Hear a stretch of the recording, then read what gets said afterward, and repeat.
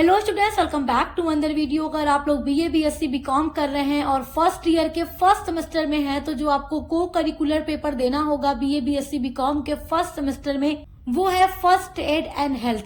तो अधिकतर universities first aid and health का पेपर ले रही हैं अपने बीए बीएससी बीकॉम के फर्स्ट सेमेस्टर में 2026 में, जहां जहां परीक्षाएं लगी हुई हैं। 18 जनवरी को अगर आपकी परीक्षा लगी है, 24 जनवरी को लगी है, 25 जनवरी को लगी है, या कभी भी आपकी परीक्षा लगी हुई है, तो ये वीडियो आपके लिए इम्पोर्टेंट है हर यूनिवर्सिटी के लिए। चाहे आप वीर बहादुर सिंह पूर्वांचल विश्वविद्यालय से पढ़ाई करते हो, सिद्धार्थ यूनिवर्सिटी कपिलवस्तु के लिए इम्पोर्टेंट है, राम मनोहर लोहिया अवध विश्वविद्यालय के लिए इम्पोर्टेंट है, माँ पाटेश्वरी बलरामपुर विश्वविद्यालय के लिए वीडियो इम्पोर्टेंट है, महात्मा गांधी काशी विद्यापीठ के बच्चों के लिए इम्पोर्टेंट है, माँ शाकुंभरी सहारनपुर के बच्चों के लिए इम्पोर्टेंट है, राजा महेंद्र प्रताप सिंह स्टेट यूनिवर्सिटी के लिए, चौधरी चरण सिंह मेरठ विश्वविद्यालय के लिए, छत्रपति शाहू जी महाराज कानपुर विश्वविद्यालय के लिए, बुंदेलखंड यूनिवर्सिटी झांसी के लिए, डॉक्टर भीमराव अम्बेडकर आगरा विश्वविद्यालय के लिए, प्रोफेसर रज्जू भैया स्टेट यूनिवर्सिटी के लिए, माँ विंध्यवासिनी विश्वविद्यालय मिर्जापुर के लिए, जन नायक चंद्रशेखर विश्वविद्यालय बलिया के लिए। तो हमारे जो भी बच्चे अलग अलग इन यूनिवर्सिटीज में पढ़ रहे हैं, और भी बहुत सारी यूनिवर्सिटीज होंगी जिनका नाम हो सकता है मैं नहीं ले पाई हूँ, तो सभी बच्चों के लिए वीडियो इम्पोर्टेंट है जो इस बार फर्स्ट एड एंड हेल्थ का पेपर देने वाले हैं। आज की वीडियो में वो सारे एमसीक्यूज मैं आपको बताने वाली हूँ जो लगातार पिछले 4-5 सालों से एग्जाम में आ रहे हैं। तो ये वीडियो आपके लिए बहुत इंपॉर्टेंट है। चलिए वीडियो को स्टार्ट करते हैं और आपके फटाफट इंपॉर्टेंट क्वेश्चंस को देखते हैं। क्योंकि आपने कोई भी वीडियो अभी तक नहीं देखी है, कुछ भी नहीं पढ़ा है, तो मात्र ये एक वीडियो आपके लिए इम्पोर्टेंट होने वाली है, जिसके माध्यम से आप अपने पूरे एमसीक्यूज को एकदम सही अटेम्प्ट करके आओगे एग्जाम में। ये मेरी 100% गारंटी है। तो देखिए, आपका पहला वेरी इंपॉर्टेंट क्वेश्चन है, सीपीआर का पूरा नाम है, यानी कि सीपीआर का पूरा नाम क्या है। तो यहाँ 4 ऑप्शन आपको दिया गया है और इसमें से सीपीआर का पूरा नाम है कार्डियोपल्मोनरी रेसुसाइटेशन। तो ऑप्शन नंबर 3 आपका राइट आंसर है। फटाफट से क्वेश्चंस को देखकर आगे बढ़ते हैं। देखो, वही क्वेश्चंस इधर इंग्लिश में भी दिए गए हैं। चलिए अगला क्वेश्चन है, सीपीआर का उपयोग कब किया जाता है। तो देखो, यहाँ 4 ऑप्शन आपको दिया गया है, चारों में से एक आपका सही है जो आपको ओएमआर शीट पर भरना होगा। सीपीआर का उपयोग कब किया जाता है। देखो, जब किसी व्यक्ति का दिल धड़कना बंद होने लगता है, उसकी सांस नहीं चलती, मतलब उसकी सांसें रुकने लगती हैं, तब सीपीआर का उपयोग किया जाता है। उसको सीपीआर दिया जाता है ताकि उसकी सांसें चल सके और उसका जो दिल का धड़कना बंद होने लगता है वो फिर से सही हो जाए। तो ऑप्शन नंबर 1 आपका राइट आंसर है। आपका तीसरा वेरी इंपॉर्टेंट क्वेश्चन है, कार्डियक अरेस्ट का मुख्य कारण है, यानी कि इन चारों में से कार्डियक अरेस्ट का मुख्य कारण क्या है। तो इन चारों में से जो आपका राइट आंसर है वो है वेंट्रिकुलर फिब्रिलेशन। ऑप्शन नंबर 1 आपका राइट आंसर है। आपका चौथा क्वेश्चन देखिए जो पूछा गया है यहाँ पर, ये आपके लिए भी इम्पोर्टेंट है। सीएबी का पूरा नाम है। तो सीएबी का जो पूरा नाम है वो है परिसंचरण एयरवे श्वसन। अगर आपको हिंदी में समझ नहीं आएगा तो आप एक बार इंग्लिश में जरूर देखिएगा। सीएबी स्टैंड फॉर, यानी सीएबी का पूरा नाम क्या है। तो यहाँ आपको दिखेगा सर्कुलेशन एयरवे ब्रीथिंग। तो यही सीएबी का फुल फॉर्म है, जिसको हिंदी में परिसंचरण एयरवे श्वसन कहते हैं। तो ऑप्शन नंबर 3 जो है वो आपका राइट आंसर है। आपका पांचवा वेरी इंपॉर्टेंट क्वेश्चन है, सीपीआर में छाती संपीड़न दर है। तो सीपीआर में छाती संपीड़न दर क्या है। तो 100 प्रति मिनट है। ऑप्शन नंबर 1 आपका राइट है। ये सारे क्वेश्चंस बहुत इंपॉर्टेंट है। पिछले 4-5 सालों से लगातार यही सारे प्रश्न हर यूनिवर्सिटी में पूछे जा रहे हैं। तो आप सभी क्वेश्चंस को बहुत ध्यान से समझिएगा। चलिए अगला क्वेश्चन है, आघात का मुख्य लक्षण है। तो देखिए, यहाँ पर आपका 4 ऑप्शन दिया गया है, आघात का मुख्य लक्षण क्या है। पहला है असमंजस, दूसरा है छाती पीड़ा, तीसरा है फेशियल ड्रप और चौथा है जी मिचलना। देखिए, इस क्वेश्चन को मैंने काफी ज्यादा देखा और समझा, तो यहाँ पर आपको समझ में आएगा। देखो, यहाँ पर आघात का मुख्य लक्षण जी मिचलना भी है, लेकिन आप अगर इसको देखेंगे तो कहीं कहीं कंफ्यूजन भी आ रहा है, यानी असमंजस भी आघात का लक्षण दे रहा है, कहीं कहीं फेशियल ड्रप भी आ रहा है। तो ये वाला भी सही है, मतलब पहला, तीसरा, चौथा कहीं ना कहीं राइट लग रहा है। लेकिन आप जी मिचलना पर टिक कर देना, ठीक है। जी मिचलना आघात का मुख्य लक्षण। ऑप्शन नंबर 4 आपका राइट है। आपका अगला वेरी इंपॉर्टेंट क्वेश्चन है, सहसंयोजक बंधन को तोड़ने के लिए आवश्यक ऊर्जा कहलाती है। तो देखिए, सहसंयोजक बंधन को तोड़ने के लिए जो ऊर्जा है वो क्या कहलाती है, उसको क्या कहा जाता है, तो उसको बॉन्ड एनर्जी यानी बंधन ऊर्जा कहा जाता है। ऑप्शन नंबर 1 आपका राइट है। अगला आपका क्वेश्चन है, एक एक्सोथर्मिक प्रतिक्रिया के लिए एंथैल्पी में परिवर्तन होता है, तो ऋणात्मक परिवर्तन होता है यानी नेगेटिव होता है। ऑप्शन नंबर 2 आपका राइट है। आपका अगला वेरी इंपॉर्टेंट क्वेश्चन है, उष्मागतिकी का प्रथम नियम प्रतिपादित किसने किया था, तो किसने किया था, जूल ने किया था। ऑप्शन नंबर 1 आपका राइट आंसर है। आपका नेक्स्ट वेरी इंपॉर्टेंट क्वेश्चन है, ऊर्जा के विभिन्न रूपों में शामिल है, तो यहाँ 4 ऑप्शन में से ऊर्जा के विभिन्न रूपों में क्या क्या शामिल है, तो ऊर्जा के रूप में अगर आप देखेंगे तो उष्मा भी शामिल है, कार्य भी शामिल है, तो ये दोनों शामिल है। तो आप एग्जाम में पहले और दूसरे दोनों पर तो टिक नहीं करोगे, OMR शीट पर दोनों में फील नहीं करोगे, तो किस पर फील करोगे, तीसरे वाले पर। देखो दिया गया है ना, दोनों, पहला और दूसरा दोनों सही है, तो जब पहला सही होगा दूसरा भी सही होगा, तो यहाँ पर आपको ऑप्शन दिया जाएगा क्वेश्चन में, तो आपको टिक करना है ऑप्शन नंबर 3। क्योंकि ऊर्जा के विभिन्न रूपों में ऊष्मा और कार्य दोनों शामिल होते हैं, इसलिए ऑप्शन नंबर 3 आपका राइट आंसर है। आपका अगला क्वेश्चन है कि निम्न में कौन सी तकनीक प्राथमिक चिकित्सा में उपयोग होती है, यानी फर्स्ट एड में यहाँ पर से चारों में से कौन सी टेक्निक यूज की जाती है। पहला है ड्रेसिंग, दूसरा है बैंडेज, तीसरा है यातायात तकनीक, चौथा है उपरोक्त सभी। तो देखो मेरे प्यारे स्टूडेंट्स, जब भी कोई फर्स्ट एड किया जाता है, जब भी फर्स्ट एड करने में ड्रेसिंग, बैंडेज, यातायात तकनीक तीनों चीजों का यूज होता है, तो ऑप्शन नंबर 4 आपका राइट है, उपरोक्त सभी, ऑल ऑफ द एबोव। आपका नेक्स्ट वेरी इंपॉर्टेंट क्वेश्चन है, सूखी पट्टी की जाती है, तो सूखी पट्टी किस लिए की जाती है। देखो किसी भी घाव पर सूखी पट्टी कब की जाती है, घाव को बचाने के लिए, ठीक है, जब खून का बहाव हो रहा है तो भी नहीं की जाती, कीटाणुओं को रोकने के लिए भी नहीं, घाव पर दबाव बनाने के लिए भी नहीं, घाव को बचाने के लिए किया जाता है सूखी पट्टी। तो ऑप्शन नंबर 4 आपका राइट आंसर है। आपका अगला वेरी इंपॉर्टेंट क्वेश्चन है, जीवन सहायता की ABC क्या है, ये वेरी वेरी इंपॉर्टेंट है। देखो जीवन सहायता की ABC, अब ABC को आप यहाँ हिंदी में पढ़ोगे तो समझ नहीं आएगा, एक बार इधर पढ़ के देख लो। Airway breathing circulation, airway breach canal, action breathing circulation, none of the above. तो अगर आप जीवन सहायता की बात करते हैं, लाइफ सपोर्ट की बात करते हैं, तो एयरवे ब्रीदिंग सर्कुलेशन ये हमारा राइट आंसर है, ऑप्शन नंबर 1 राइट है।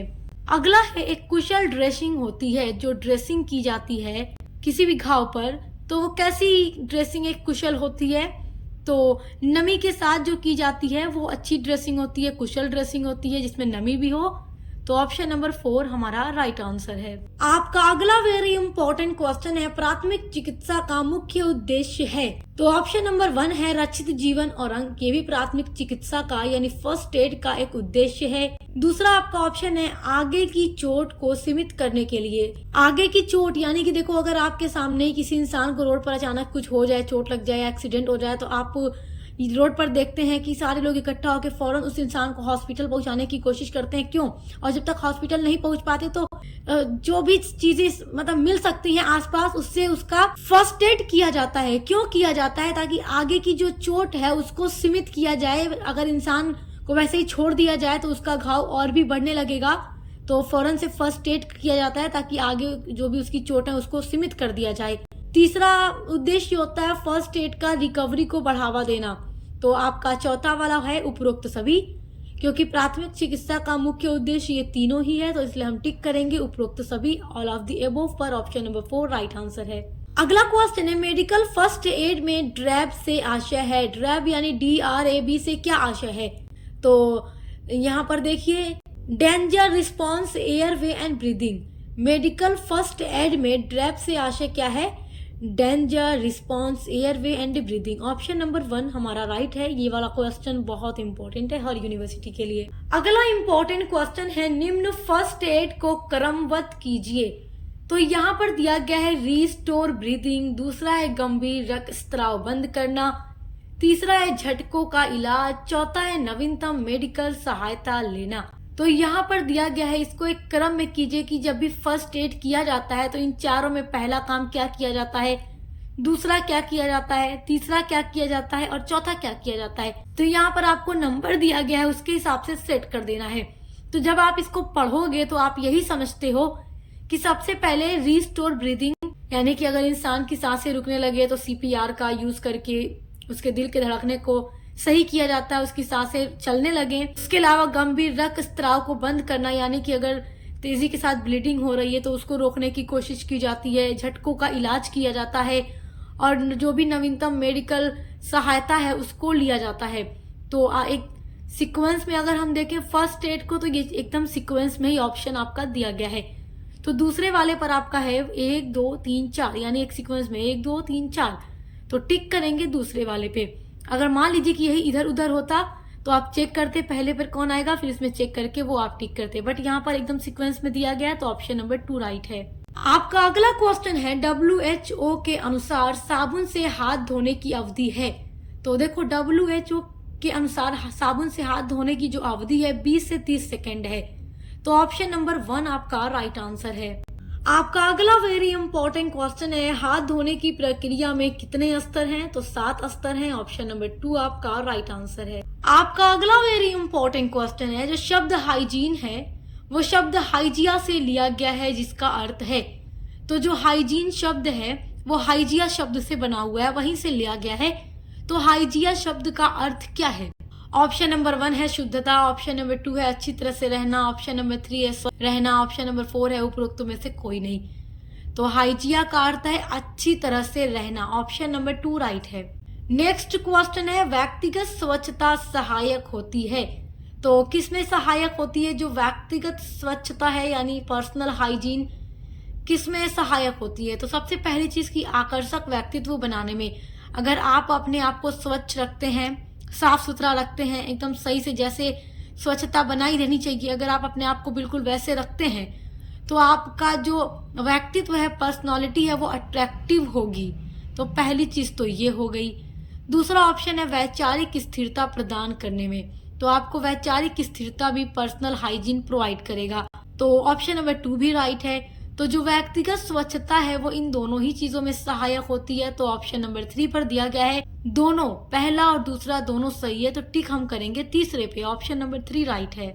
नेक्स्ट आपका इम्पोर्टेंट क्वेश्चन है, अच्छे स्वास्थ्य के लिए जरूरी है। तो अच्छे स्वास्थ्य के लिए पर्यावरणीय स्वच्छता जरूरी है। अगर अपने आप को स्वस्थ रखना है तो हमारे आसपास का जो पर्यावरण है उसको साफ सुथरा रखना जरूरी है, तभी हम अपने आप को स्वस्थ रख सकते हैं, तंदुरुस्त रख सकते हैं। जब हमारा पर्यावरण ही प्रदूषित होगा, गंदा होगा, तो अनेकों प्रकार की बीमारियां फैलेंगी और हर तरह से इंसान क्या होगा, बीमार पड़ेगा। तो अच्छे स्वास्थ्य के लिए पर्यावरणीय स्वच्छता भी जरूरी है और साथ ही साथ शारीरिक स्वच्छता भी जरूरी है, यानी हम अपने आप को शारीरिक रूप से भी स्वच्छ रखें, यानी कि हम अपने आप को शारीरिक रूप से भी स्वच्छ रखें, अच्छा संतुलित आहार लें, साथ ही साथ व्यायाम करें, योगा जो भी करना है करें, सुबह उठें, नींद भी पर्याप्त सही मात्रा में लें। तो ये सारी चीजें क्या है, हमें स्वस्थ रखेंगी। तो पहला भी सही है, दूसरा भी सही है, तो तीसरे वाले पे दिया गया है दोनों, पहला और दूसरा। तो ऑप्शन नंबर 3 यहाँ पर आपका राइट आंसर है। आपका अगला वेरी इंपॉर्टेंट क्वेश्चन है, खराब बाल स्वच्छता निम्न में से कौन डैंड्रफ और त्वचा इन्फेक्शन कराती है? तो यह चारों ऑप्शन में से जो आपका राइट है वो है टीनिया कैपिटीज, ऑप्शन नंबर 3 आपका राइट आंसर है। आपका अगला वेरी इंपॉर्टेंट क्वेश्चन है, विश्व स्वास्थ्य दिवस मनाया जाता है। तो विश्व स्वास्थ्य दिवस कब मनाया जाता है? तो ये मनाया जाता है 7 अप्रैल को, ऑप्शन नंबर 2 आपका राइट है। ये क्वेश्चन इंपॉर्टेंट है, इसको नोट कर लीजिए। अगला है स्वच्छता, शारीरिक व्यायाम, आराम व निद्रा अंग है। तो ये किसके अंग है? देखो, स्वच्छता जो है या शारीरिक व्यायाम है या आराम है या निद्रा यानी नींद, ये किसके अंग हैं? तो हाइजीन के, सामाजिक हाइजीन के या व्यक्तिगत हाइजीन के या उपरोक्त में से कोई नहीं। तो अगर हम स्वच्छ रखें अपने आप को, हम एक्सरसाइज भी करें, हम जितना हमें आराम करना चाहिए उस हिसाब से हम आराम करें, पर्याप्त जितनी नींद हमें लेनी चाहिए उतनी हम नींद लें, तो ये हमारे व्यक्तिगत हाइजीन का एक अंग है। हम अपने आप को पर्सनल हाइजीन प्रोवाइड करेंगे अगर ये सारी चीजें हम सही से लें तो ये सब किसके अंग है? व्यक्तिगत हाइजीन के अंग है, ऑप्शन नंबर 3 राइट है। आपका अगला इम्पोर्टेंट क्वेश्चन है, निम्न में कौन सा जीवाणु रोग नहीं है? एड्स, डेंगू, चेचक, उपरोक्त सभी। तो देखो, जो एड्स है या जो डेंगू है या जो चेचक है, ये सब जीवाणु रोग नहीं है, तो इसलिए उपरोक्त सभी राइट होगा, क्योंकि ये सारी जो आप यहाँ पर देख रहे हैं ये जीवाणु नहीं जबकि विषाणु रोग है, यानी वायरस रोग है, बैक्टीरियल रोग नहीं है। जीवाणु रोग का मतलब बैक्टीरियल डिसीज, तो ये सब बैक्टीरियल डिसीज नहीं है जबकि वायरस से होते हैं। तो यहाँ पर कोई भी जीवाणु रोग नहीं है। ऑप्शन नंबर 4 उपरोक्त सभी राइट आंसर है। अगला इंपॉर्टेंट क्वेश्चन है, निम्न में कौन सा रोग साल्मोनेला एंट्रिका सेरोटाइप टाइफी के नाम से भी जाना जाता है?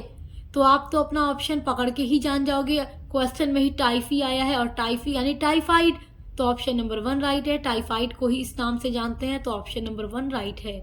आपका अगला इंपॉर्टेंट क्वेश्चन है, निम्न में कौन सा रोग जीवाणु से नहीं होता? तो देखो मेरे प्यारे स्टूडेंट्स, ये सारे क्वेश्चन इंपॉर्टेंट है, मैंने पहले ही आपको बता दिया है, तो आपको कुछ नहीं पढ़ना है, बस ये वीडियो एंड तक देखनी और एग्जाम देने चले जाना है, क्योंकि यहीं से आपके 100% क्वेश्चन आने वाले हैं। निम्न में कौन सा रोग जीवाणु से नहीं होता? तो टाइफाइड, पोलियो, क्षय रोग, उपरोक्त सभी।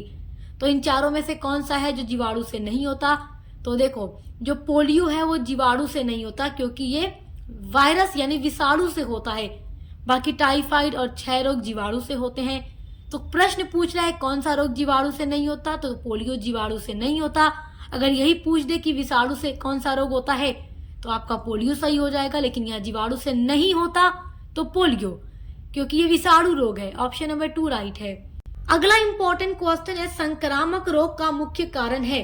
तो संक्रामक रोग का मुख्य कारण है प्रदूषित वायु, यानी कि हमारा पर्यावरण ही प्रदूषित है, वायु हमारी प्रदूषित है, तो इससे भी संक्रामक रोग होगा। अगर हम गंदा खाना खा लेते हैं, प्रदूषित भोजन खा लेते हैं, तो भी संक्रामक रोग होगा। देखिए इससे क्या होता है, हैजा है, ये सारी चीजें फैलती है ना, हैजा वगैरह, तो यही सब खाने से हो जाता है, प्रदूषित भोजन वगैरह से। उसके अलावा दुर्बल स्वच्छता, यानी हम अपना ख्याल भी न रखें, अपने आप को स्वच्छ न रखें, तो भी संक्रामक रोग होगा। तो उपरोक्त तो सभी आपका राइट हो जाएगा, ऑप्शन नंबर 4। आपका अगला वेरी इंपॉर्टेंट क्वेश्चन है, एक स्वस्थ मानव के लिए निम्न में से कौन सा कारक अति आवश्यक है? तो एक स्वस्थ मानव के लिए टीकाकरण भी आवश्यक यानी जरूरी है, संतुलित आहार भी जरूरी है जिसमें सभी पोषक तत्व एक संतुलित मात्रा में, एक निश्चित मात्रा में, सही अनुपात में मौजूद हो। साथ ही साथ व्यक्तिगत स्वच्छता भी जरूरी है, यानी अपना ख्याल रखना भी जरूरी है। तो एक स्वस्थ मानव के लिए ये तीनों चीजें ही जरूरी हैं, तो ऑप्शन नंबर 4 राइट है, उपरोक्त सभी। आपका अगला इंपॉर्टेंट क्वेश्चन है, 3 मैन कैरी कहा जाता है? तो 3 मैन कैरी मानव स्ट्रेचर को कहा जाता है, ऑप्शन नंबर 4 आपका राइट आंसर है। ये क्वेश्चन भी बहुत इम्पोर्टेंट है। आपका अगला क्वेश्चन है, रस्सी के 2 सिरों को जोड़ने में उपयोगी है? तो रस्सी के 2 सिरे को अगर जोड़ना है तो उसके लिए किस चीज की हमें जरूरत पड़ेगी? तो हमें जरूरत पड़ेगी बैंड्स की, तो ऑप्शन नंबर 2 राइट है, बैंड्स। अगला इम्पोर्टेंट क्वेश्चन है, रस्सी का वह हिस्सा जो उठाने में उपयोग होता है? तो वो है running and, option number 2 right है। नेक्स्ट आपका इम्पोर्टेंट क्वेश्चन है, वोगेल सन्नी काटन विधि जुड़ी है? तो ये यातायात की समस्या से जुड़ी है, यानी कि ट्रांसपोर्टेशन प्रॉब्लम से ये जुड़ी है। तो ये किससे जुड़ी है? यातायात समस्या से। ऑप्शन नंबर 3 यहाँ पर आपका राइट आंसर। आपका अगला वेरी वेरी इंपॉर्टेंट क्वेश्चन है, मार्केट शेयर में भारत की कौन सी एयरलाइन अग्रणी है? तो Indigo airlines, option number 3 right है। ये क्वेश्चन इंपॉर्टेंट है। नेक्स्ट वेरी इंपॉर्टेंट क्वेश्चन है, निम्न यातायात चिन्ह दर्शाता है? तो ये जो चिन्ह आप देख रहे हैं ये किस चीज को दर्शाता है? सकरा पुल आगे है, या मुख्य रोड है, या रेलवे क्रॉसिंग है, या वन वे है? तो ये जो चिन्ह आप देखते हैं, यातायात चिन्ह आप जब देखते हैं जहाँ पे बना होता है, तो इसका मतलब है कि आगे सकरा पुल है। ऑप्शन नंबर 1 आपका राइट है। नेक्स्ट वेरी इंपॉर्टेंट क्वेश्चन है, ट्रेन टिकट में PNR दर्शाती है? तो PNR दर्शाती है पैसेंजर नेम रिकॉर्ड को। ऑप्शन नंबर 2 आपका राइट आंसर है। आपका अगला वेरी इंपॉर्टेंट क्वेश्चन है, ATM का पूरा नाम है? तो ATM का पूरा नाम है ऑटोमेटेड टेलर मशीन, तो जिसका यूज होता है पैसे को निकालने के लिए। तो ऑप्शन नंबर 1 आपका राइट आंसर है। नेक्स्ट वेरी इंपॉर्टेंट क्वेश्चन है, देखिए बड़ा इंपॉर्टेंट क्वेश्चन है, हर यूनिवर्सिटी के एग्जाम में पूछता है, प्रथम कृत्रिम उपग्रह का नाम बताइए, यानी कि the name of first artificial satellite. तो भारत की पहली आर्टिफिशियल सैटेलाइट का नाम है आर्यभट्ट। क्वेश्चन इंपॉर्टेंट है, तो प्रथम कृत्रिम उपग्रह का नाम आर्यभट्ट है। ऑप्शन नंबर 2 आपका राइट आंसर है। आपका नेक्स्ट वेरी इंपॉर्टेंट क्वेश्चन है, श्वसन तंत्र के किस भाग में गैसीय विनिमय होता है? तो एल्वियोली में होता है। ऑप्शन नंबर 1 आपका राइट आंसर है। आपका नेक्स्ट वेरी इंपॉर्टेंट क्वेश्चन है, निम्न में कौन सा अंग मानव श्वसन तंत्र का हिस्सा है? तो देखो, मानव श्वसन तंत्र यानी जहां मनुष्य सांस लेते हैं तो उसका हिस्सा श्वसन नलिका भी है। डायाफ्रामा भी मनुष्य के श्वसन तंत्र का ही हिस्सा है। उसके अलावा जो फेफड़ा होता है ये भी श्वसन तंत्र का ही हिस्सा है। तो श्वसन नलिका, डायाफ्रामा, फेफड़े, उपरोक्त सभी ऑप्शन नंबर 4 राइट आंसर है, क्योंकि ये सभी ही मानव के श्वसन तंत्र का हिस्सा है। अगला वेरी इंपॉर्टेंट क्वेश्चन है, बाह्य पर्यावरण और फेफड़े के बीच में गैसीय विनिमय कहलाता है। तो वो क्या कहलाता है? वो एक्सटर्नल रेस्पिरेशन यानी कि बाह्य श्वसन कहलाता है। ऑप्शन नंबर 2 आपका राइट आंसर है।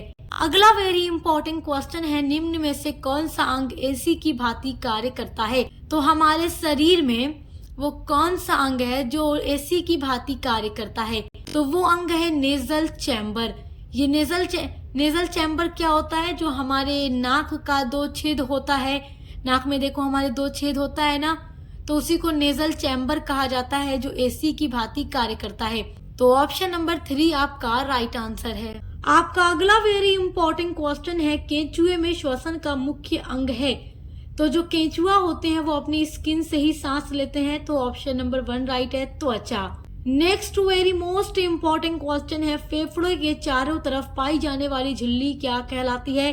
तो जो फेफड़े के चारों तरफ पाई जाने वाली झिल्ली होती है उसको कहते हैं प्लूरल झिल्ली। ऑप्शन नंबर 2 आपका राइट आंसर है। आपका अगला वेरी इंपॉर्टेंट क्वेश्चन है, किसके यातायात के लिए क्लोराइड शिफ्ट आवश्यक है? तो कार्बन डाइऑक्साइड के लिए। ऑप्शन नंबर 2 राइट है, CO2 के लिए। नेक्स्ट वेरी इंपॉर्टेंट क्वेश्चन है, बुक लंग श्वसन का मुख्य अंग होता है। तो ये श्वसन का मुख्य अंग अरेक्निड्स में होता है। तो ऑप्शन नंबर 4 आपका राइट आंसर है। नेक्स्ट वेरी इंपॉर्टेंट क्वेश्चन है, इंटरकोस्टल पेशियां पाई जाती है। तो ये पसलियों में पाई जाती है, यानी रिब्स में पाई जाती है। तो पसलियों में ही इंटरकोस्टल पेशियां पाई जाती है। ऑप्शन नंबर 3 राइट है आपका। आपका नेक्स्ट वेरी इंपॉर्टेंट क्वेश्चन है, मायोजेनिक हृदय नहीं होता है। तो देखो, एनिलिडा में मायोजेनिक हृदय नहीं होता है। ऑप्शन नंबर 1 राइट है। ये सारे क्वेश्चंस आपके एग्जाम के लिए बहुत इंपॉर्टेंट है। आपका अगला वेरी इंपॉर्टेंट क्वेश्चन है, निम्न में से कौन सी रक्त वाहिका शुद्ध रक्त को फेफड़ों से हृदय तक ले जाती है? तो यहाँ पर आप 4 ऑप्शन में से देख रहे हैं, पल्मोनरी शिरा। ये जो रक्त वाहिका है शुद्ध रक्त को फेफड़ों से हृदय तक ले जाती है, पल्मोनरी शिरा ले जाती है। ऑप्शन नंबर 2 राइट है। अगला इंपॉर्टेंट क्वेश्चन है, निम्न में कौन से जोड़े के पास दोहरा परिसंचरण मार्ग पाया जाता है? तो जो पक्षी या जो स्तनधारी होते हैं उनमें दोहरा परिसंचरण मार्ग पाया जाता है। ऑप्शन नंबर 2 आपका राइट आंसर है। आपका अगला इंपॉर्टेंट क्वेश्चन है, किस रुधिर ग्रुप के पास कोई एंटीबॉडी नहीं होती? तो जो AB है उसके पास नहीं होती। तो ऑप्शन नंबर 2 राइट है आपका। नेक्स्ट आपका इंपॉर्टेंट क्वेश्चन है, सर्वदाता है तो कौन सा ब्लड ग्रुप? तो O ऋणात्मक यानी O नेगेटिव सर्वदाता है। ऑप्शन नंबर 4 आपका राइट आंसर है। आपका अगला वेरी इंपॉर्टेंट क्वेश्चन है, हृदय को घेरने वाली झिल्ली है। तो जो ह्यूमन बॉडी में जो हार्ट होता है उसको कवर करने वाली झिल्ली, उसको घेरने वाली झिल्ली कौन सी है? तो वो झिल्ली है पेरिकार्डियम झिल्ली। ऑप्शन नंबर 4 आपका राइट आंसर है। आपका नेक्स्ट क्वेश्चन देखिए, क्वेश्चन नंबर 55 है, शरीर में पाई जाने वाली सबसे बड़ी धमनी कौन सी है? तो महाधमनी है। ऑप्शन नंबर 4 आपका राइट आंसर है। आपका अगला क्वेश्चन है, रक्त वाहिकाओं में रक्त का थक्का बनने से रोका जाता है। तो देखो, रक्त का थक्का जमने से यानी कि रक्त जो जमने लगता है बॉडी में रक्त वाहिकाओं में, उसको जमने से रोकने के लिए हेपारिन का यूज किया जाता है। वैसे तो देखो, जो ब्लड होता है बॉडी के अंदर उसका थक्का ना जमे रक्त वाहिकाओं में, तो हेपारिन इसका यूज किया जाता है, इसको लिया जाता है डॉक्टर की सलाह से। उसके अलावा अगर आप लोग एक्सरसाइज भी करते हैं रेगुलर या फिर पानी भी पर्याप्त मात्रा में अधिक पीते हैं डेली, तो भी जो खून है वो पतला होगा और थक्का नहीं जमेगा, उससे रोकेगा। तो पानी भी पिया कीजिए आप लोग, एक्सरसाइज भी किया कीजिए आप लोग, ताकि हम फिट रहें, स्वस्थ रहें। तो यहाँ पर जो सही उत्तर है वो ऑप्शन नंबर 2 है, हेपारिन। आपका अगला इंपॉर्टेंट क्वेश्चन है, CAD को प्राय कहा जाता है। तो कार्डियाक अरेस्ट कहा जाता है? ऑप्शन नंबर 2 आपका राइट आंसर है। क्वेश्चन बहुत इंपॉर्टेंट। अगला वेरी इंपॉर्टेंट क्वेश्चन है, सीएडी का एक लक्षण है, तो सीएडी का एक लक्षण होता है चेस्ट डिस्कम्फर्ट। अगला वेरी इंपॉर्टेंट क्वेश्चन है, इशेमिया क्या है? तो इशेमिया होता है प्रतिबंधित रक्त प्रवाह ऊतक, तो ऑप्शन नंबर 1 राइट है। अगला है घाव का प्रकार नहीं है, तो देखिए यहाँ पर पूछ रहा है घाव का प्रकार नहीं है, तो जो इनफ्यूज्ड है वो घाव का प्रकार नहीं, उसके अलावा इनसाइज्ड जो है ये घाव का प्रकार है। जब हम चाकू से कुछ काट रहे होते हैं और अचानक से हमारा हाथ कट जाए या फिंगर कट जाए, कुछ भी चाकू से कट जाए, तो वो एक तरह की चोट होती है, घाव होती है, जिसको इनसाइज्ड कहेंगे। और जो छिद्र है वो नेल से कट जाता है, नेल से कट जाता है कहीं ना कहीं, तो वो भी घाव का एक प्रकार है। तो ये सब घाव के प्रकार आप देख रहे हैं, लेकिन घाव का प्रकार कौन सा नहीं है? तो इन्फ्यूज्ड नहीं है, ऑप्शन नंबर 1 राइट। आपका अगला वेरी इंपॉर्टेंट क्वेश्चन है, त्वचा की टूट फूट है, तो घाव लगना त्वचा की टूट फूट है, ऑप्शन नंबर 2 राइट है। अगला है अवतलता स्टू बढ़ाओ, तो उत्तलता स्टू क्या होगा? तो संपीड़न होगा, ऑप्शन नंबर 1 आपका राइट है। अगला इंपॉर्टेंट क्वेश्चन है, लंबी अस्थियों के अस्थि भंग में शरीर वजन देना शुरू करता है, तो मध्यवर्ती वजन देना शुरू करता है, ऑप्शन नंबर 1 राइट है। अगला इंपॉर्टेंट क्वेश्चन है, लीगामेंट्स इंजरी की कठिनता कैसे बढ़ती है? तो तनाव से मोच की तरफ, तो ऑप्शन नंबर 3 राइट है आपका। आपका अगला वेरी इंपॉर्टेंट क्वेश्चन है, लीगामेंट्स इस कार्य को प्रतिबंधित करता है, तो यहाँ 4 ऑप्शन दिया गया है, किस कार्य को लीगामेंट्स प्रतिबंधित करता है? तो ये प्रतिबंधित करता है हाइपर एक्सटेंशन को और हाइपर फ्लेक्शियन को, तो ऑप्शन नंबर 2 और 3 दोनों राइट है। तो 4 वाले पर दिया गया है दोनों, दूसरा और तीसरा, ऑप्शन नंबर 4 राइट है आपका। अगला क्वेश्चन है, एक छोटा सा बैंड जो घने श्वेत तंतुनुमा और लचीले ऊतकों का समूह है, उसको क्या कहते हैं? उसको लिगामेंट्स कहते हैं, ऑप्शन नंबर 1 आपका राइट है। चलिए अगला वेरी इंपॉर्टेंट क्वेश्चन देखिए, निम्न में से कौन सा मांसपेशियों का लक्षण नहीं है? तो निम्नीकर्ता जो है वो मांसपेशियों का लक्षण नहीं है इन चारों में से, तो ऑप्शन नंबर 3 आपका राइट आंसर है। आपका अगला वेरी इंपॉर्टेंट क्वेश्चन है, फैशिया बना होता है, तो फैशिया जो है कोलाजेन का बना होता है, ऑप्शन नंबर 1 आपका राइट आंसर है। आपका अगला वेरी इंपॉर्टेंट क्वेश्चन है, निम्न में कौन सा जोड़ 360 डिग्री तक घूम सकता है? तो बॉल व सॉकेट जो होता है वो 360 डिग्री तक घूम सकता है, तो ऑप्शन नंबर 1 आपका राइट है। अगला है, सूची फर्स्ट का सूची सेकंड से मिलान कीजिए, तो यहाँ पर देखो एक तरफ आपको सूची फर्स्ट दी गई है, एक तरफ सूची सेकंड दी गई है, तो आपका यहाँ से इसमें इधर जो भी सही है उसको मैच कर देना है, फिर आपको यहाँ पर देखकर टिक कर देना है, OMR शीट पर भर देना है। तो देखो पहला वाला जो ए वाला है वो है स्कैपुला, तो ये जो है त्रिकोणी चपटी हड्डी के साथ मैच होगा, तो पहला ए वाला मैच हो जाएगा चौथे के साथ, तो यहाँ देखो ए का चौथा। फिर बी वाला है क्रेनियम, तो ये मैच होगा आपका फाइबरस जोड़ के साथ, तो बी का तीसरा। सी वाला है स्टर्नम, तो ये मैच होगा चपटी हड्डी के साथ, तो सी का दूसरा।